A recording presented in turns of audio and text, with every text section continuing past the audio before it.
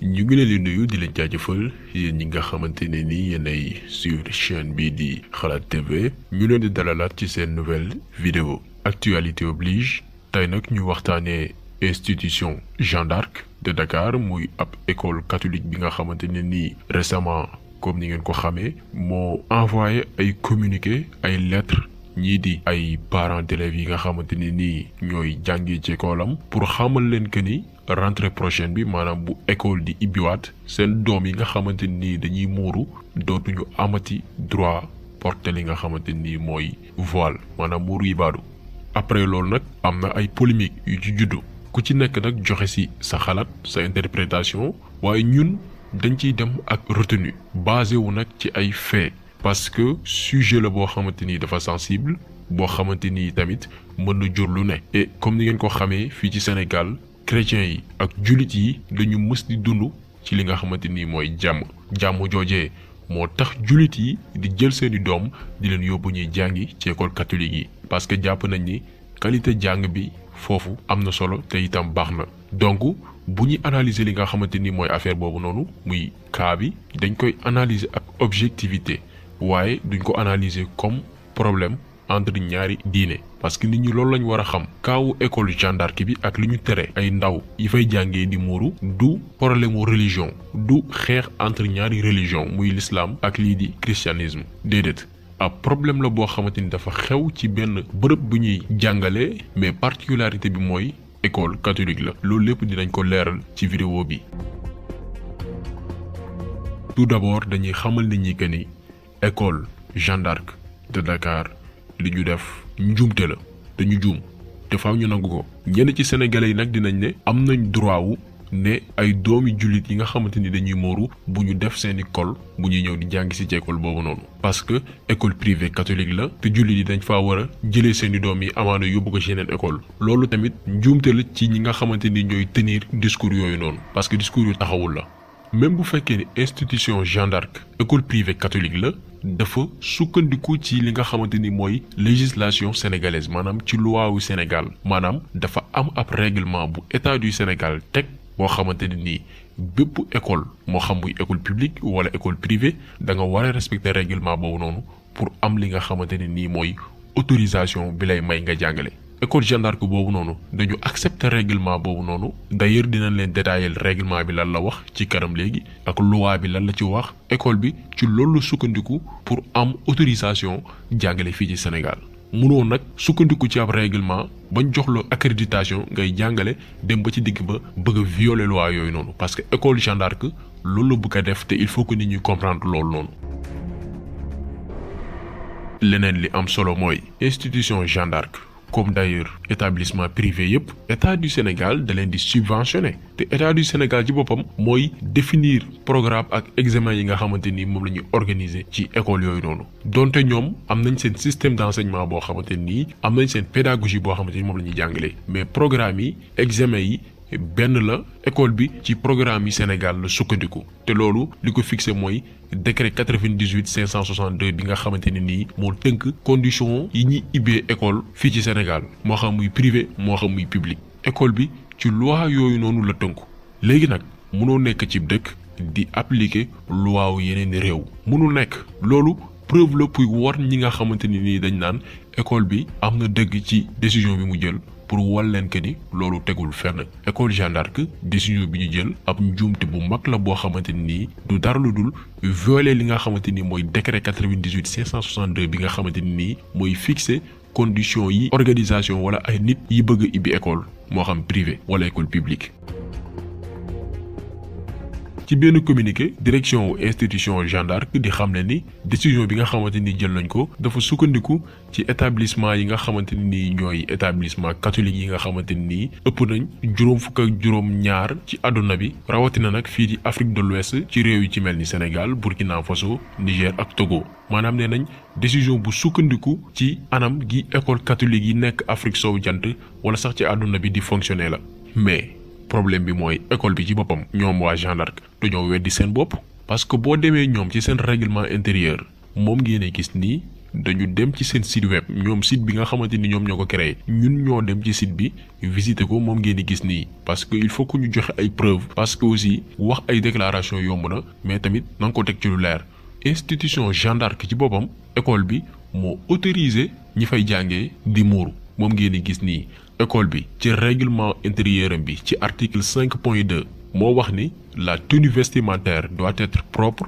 décente, respectant les règles d'hygiène et de pudeur par respect pour autrui. La coiffure doit rester discrète et soignée. Les chemises doivent être boutonnées, ne laissant ouvert que le bouton du col. Le port du voile est autorisé aux couleurs de l'institution, blanc ou bleu marine. maanaam ci seen règlement intérieur ci seen article 5.2 école Jeanne d'Arc bi nga xam ne mooy tere xale yu muuru dafa ne xale yi yëre yi nga xamante ni moom la ñuy jàngisee muy port vestimentaire bi dafa war a set yiw respecter règles yi nga xamante ni mooy règle hygiène yi maanaam set ba pare am worma ñu ne tamit bu fekkee dañuy def coiffure bi dafa war a nekk coiffure bu discrète maanaam ay coiffure yu simple lay doon ñu ne chemise yi ñuy sol dañ ko war a boutonné benn bouton rek la élève bi mën a ibbi muy bouton bi nga xam ne mooy nekk ci col bi maanaam ci waru baat bi boobu rek la mën a dindi ñu jeexalee ko ni muuru maanaam kolu école bi autorisé na ko lenn rek la ñuy exiger ci ñi nga xamante ni dañuy muuru mooy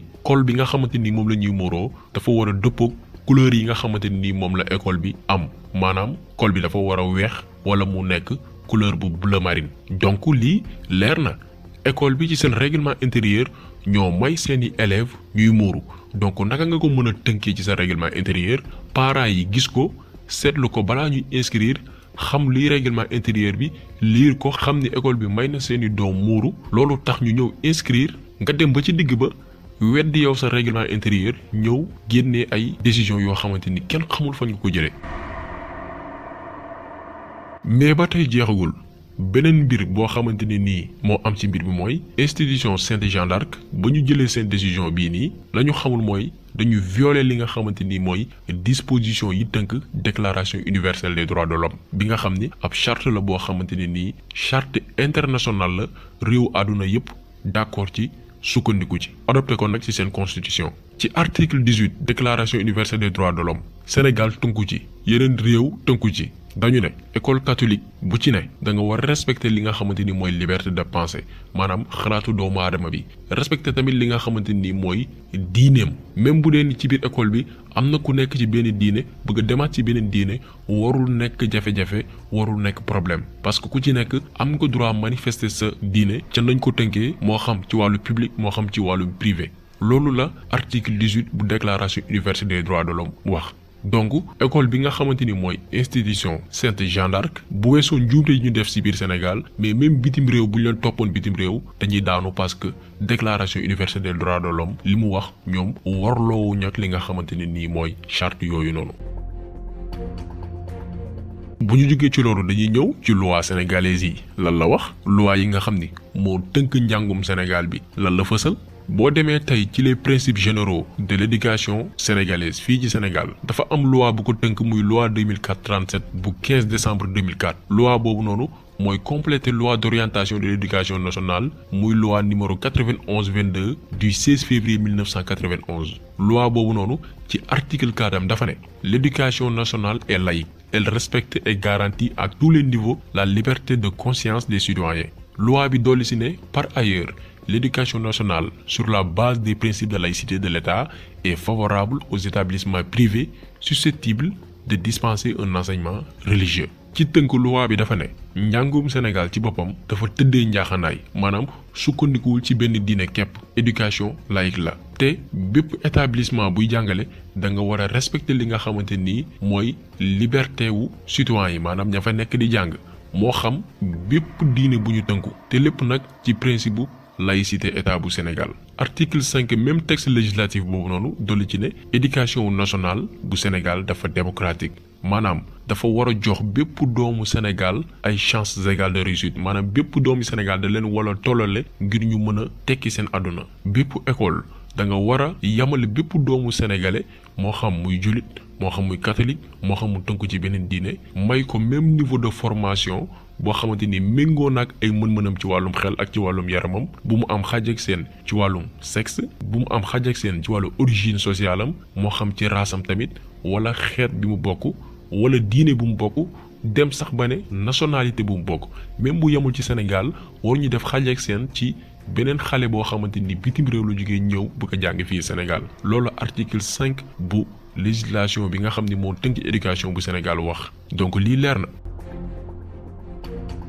ñu dolli ci ne loi wu 91 bi ne l'éducation nationale reflète également l'appartenance du Sénégal à la communauté de culture des pays francophones en même temps qu'elle est ouverte sur les valeurs de civilisation universelle et qu'elle s'inscrit dans les grands courants du monde contemporain. Par là, elle développe l'esprit de coopération et de paix entre les hommes. Article 5 loi 91 bi nga xam ne mooy tënk njàngum Sénégal dafa ne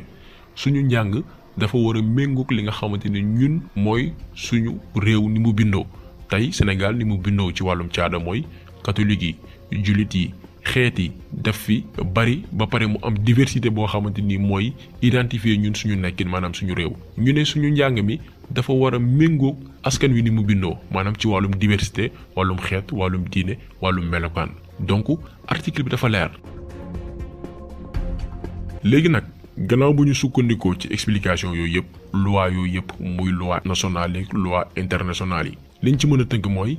institution Sainte Jeanne d'Arc dañu juum ci bépp fànn. boo jëlee ci loi yi nga xam ne nii moo tënk éducation nationale dañ ci daanu, nga jël déclaration universelle des droits de l'homme dañ ci daanu, nga jël règlement des écoles catholiques dañ ci nërmeelu. et même ñoom seen règlement intérieur bi nga xamante ni ñoo ko bindal seen bopp dañoo ñëwaat weddiwaat seen bopp parce que ñoom ñoo bind ci seen règlement intérieur ci seen charte école ne may nañ xale bi muy muuru. kon munoo ñëw bind li ngay bind ba pare xëy ab bés rek weddiwaat ko, munul nekk. ci pays de droit la ñu nekk, réew moo xamante ni dafa am yoon, am na muy doxee. donc défendre école Sainte Jeanne d'Arc mooy jéem a lewal loo xamante ni du dëgg te nag tënkuwoo ci dara lu wér. maanaam école bi ñoom li ñu nar ba léegi kenn xamu ko. tey kenn mënu la wax ñoom seen décision bi fan lañ ko jëlee ak lan lañ ci jublu. dañu violer li nga xamante ni mooy charte yi ëmb li nga xamante ni mooy doxalinu réew mi, rawatina éducation nationale. te itam manque de respect ñi nga xamante ni ñooy parents d'élèves yi nga xamante ni nii waajuru ndongo yi nga xam ni ñoom dañu décider que ni seeni doom dañuy muuru. manque de respect mënul weesoo loolu. yenn saa tamit nga dégg yenn ci sénégalais yi ndeysaan waane bay bëgg a dee naan parents yooyu noonu nañu jël seen doom yi yóbbu leen ci yeneen école. mais loolu ñàkk xam mënul weesu loolu. parce que Sénégal moo neex ba ku jóg wax lu la neex. loi wu Sénégal ci boppam moo ne ku ci nekk am ko droit yóbbu sa doom mu jàngee fu mu la neexee bu fekkee ni am nga mën-mën yi. donc boo nee jël leen seen doom yi yóbbu leen feneen yow yaa ngi jéem a violer droit wu jàmbur ki nga xamante ni li nga xam ni moom la sentir yaa ngi ko koy jéem a xañ sa yoon nekku si.